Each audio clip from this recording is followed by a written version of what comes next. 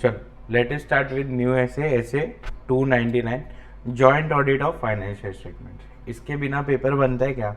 नहीं भाई, ये इंपॉर्टेंट है भाई। ऐसे 299 joint audit of financial statement every alternate attempt में पूछते। चलो करेक्ट इनकरेक्ट है, ठीक है।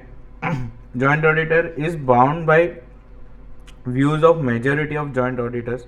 नहीं भाई, मेजोरिटी से बाउंड नहीं है, इसको अलग देना है तो ये अलग देगा, लेकिन किधर रिपोर्ट किधर वो बताएगा ये चीज़। तो ऐसे 706 में अपन पढ़ा है या पढ़ेंगे, जैसे तुम देख रहे हो अदर मैटर पैरा में, किसमें? अदर मैटर पैरा, ठीक है। दूसरा क्वेश्चन क्या है? Before commencement of joint audit discuss the joint audit plan, discuss points to be considered while developing a joint audit plan. चलो क्या क्या अपन देखेंगे। एक तो कॉमन ऑडिट एरियाज को जो हम करने वाले, क्या रिपोर्टिंग किसको करना है, रिपोर्टिंग ऑब्जेक्टिव्स, कम्युनिकेट करेंगे सिग्निफिकेंट फैक्टर्स, क्या फैक्टर्स जो सिग्निफिकेंट है, फिर प्रिलिमिनरी एंगेजमेंट एक्टिविटीज करेंगे और nature timing and extend decide कर लेंगे टू एग्जाम। तो क्या क्या, एकदम सिंपल है, प्लानिंग वाला क्वेश्चन। तो पहले नेचर टाइमिंग एक्सटेंड कर लेंगे, फिर दूसरा कॉमन ऑडिट एरियाज डिस्कस कर लेंगे, रिपोर्टिंग ऑब्जेक्टिव्स है, सिग्निफिकेंट फैक्टर्स कंसिडर कर लेंगे और प्रिलिमिनरी एंगेजमेंट एक्टिविटीज कर लेंगे, ठीक है। ये दुनिया का सबसे इंपॉर्टेंट क्वेश्चन, क्या ईटीसी स्पेशल लिख लेना इसको भाई। रिस्पॉन्सिबिलिटी ऑफ जॉइंट ऑडिटर्स, क्या रिस्पॉन्सिबिलिटीज ऑफ जॉइंट ऑडिटर, ठीक है। दे आर अपॉइंटेड किधर किधर, वो लोग जॉइंटली एंड सेवरली है। या तो क्वेश्चन क्या आता है, right short note on responsibility of joint auditors. तो क्या है भाई, बोलो इन फॉर, बोलो इन फॉर, बोलो तो सही, इन फॉर। तो सुनना, इन respect of audit work which is not divided among joint auditors and carried out by all of them, ठीक है। कोई काम डिवाइड ही नहीं किया था और सब कर रहे हैं अभी, तो उधर वो जॉइंटली और सेवरली, ठीक है। Decision taken in respect of decision taken by all joint auditors under the audit planning in common audit areas, ठीक है, concerning the NTA of audit procedures to be perform, ठीक है। तो पहले ही डिसाइड कर लिया था कि भाई ये बैलेंस शीट का ये आइटम बहुत इंपॉर्टेंट है, ये दोनों अपन साथ में मिलके करेंगे। तो क्या, common audit areas concerning the NTA of audit procedures to be perform, ठीक है। फिर एक जन को कुछ तो इंपॉर्टेंट दिखा और उसने सबको बोला और फिर सब एग्री करिए, चल ये अपन साथ में करेंगे। Matters which are brought in respect of matter which are brought to notice of joint brought to the notice of the joint auditors by one of them and there is agreement among the joint auditors on such matters, ठीक है। कोई एक ने दिखा, इसने सबको communicate किया, सबने बोला ओके ओके ओके। फिर तीन चीज, फॉर तो financial statement comply with relevant statute, ठीक है। फिर presentation disclosure of financial statement comply with applicable FRF. तो एफएस एक तो लॉ से कंप्लाई कर रहा है, एफएस एफआरएफ के हिसाब से।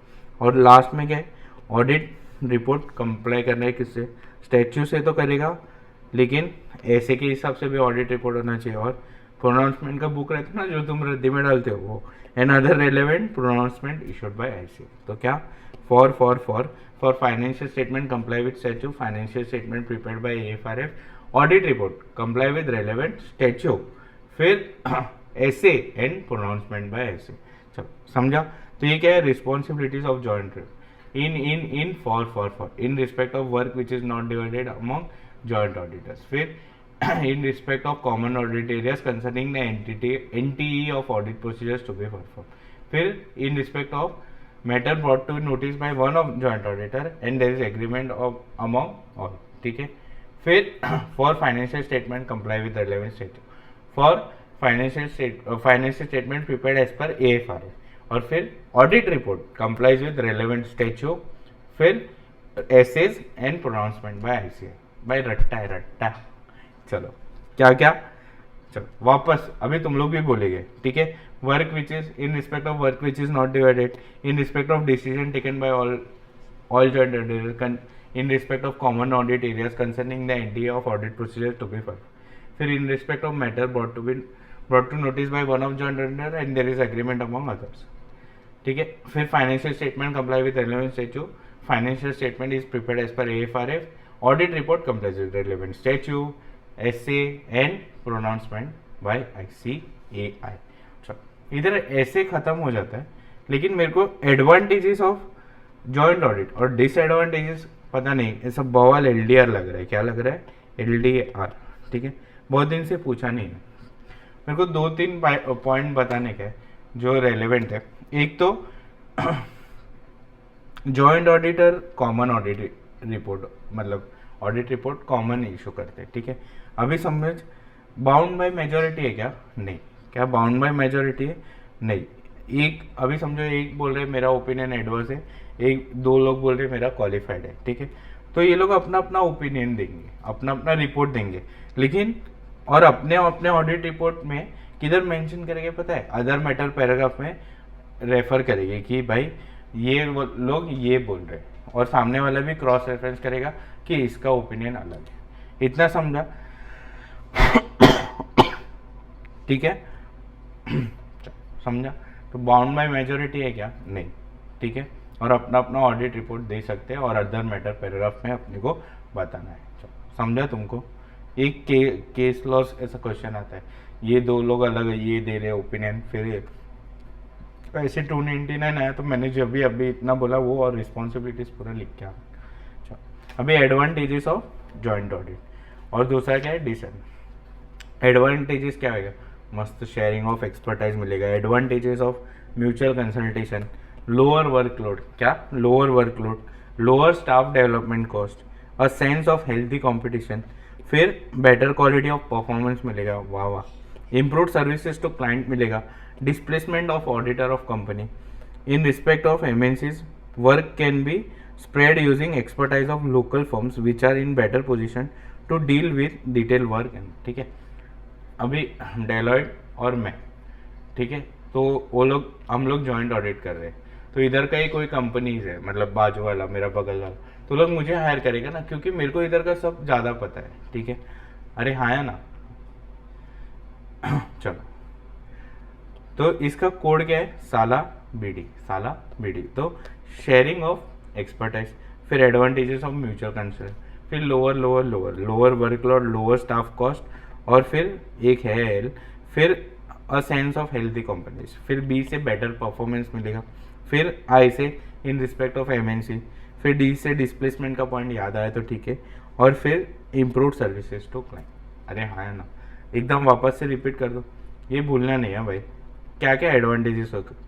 शेयरिंग ऑफ वर्क, ये वो, sharing of expertise, advantages of mutual consult, lower staff cost, lower workload, फिर better performance, improve service to client, फिर MNC वाला पॉइंट।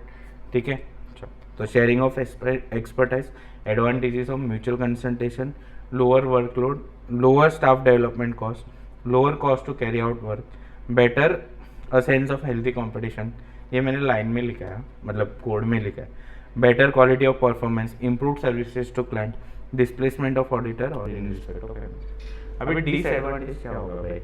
फीस बीइंग शेयर्ड, ये हिस्सा ले रहा है अपने से, म्यूचुअल डिसएग्रीमेंट हो सकता है कि नहीं, फिर superiority complex of some auditor, ठीक है, ईगो प्रॉब्लम है ना, प्रॉब्लम ऑफ कोऑर्डिनेशन, फिर common audit areas being neglected, वो सोचेगा ये कर लेगा, ये सोचेगा वो कर लेगा। अरे हाँ है ना, फिर uncertainty about the liability of worker, भाई लायबल कौन है आखिर? ठीक है, तो डिसएडवांटेज, पहला डिसएडवांटेज क्या है इंपॉर्टेंट?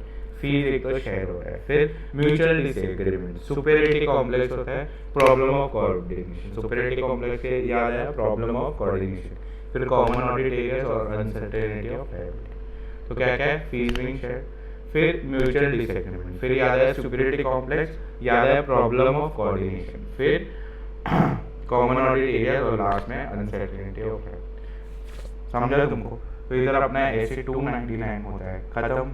चलो पढ़ते रहो, मजा करते रहो, पढ़ते रहो बस।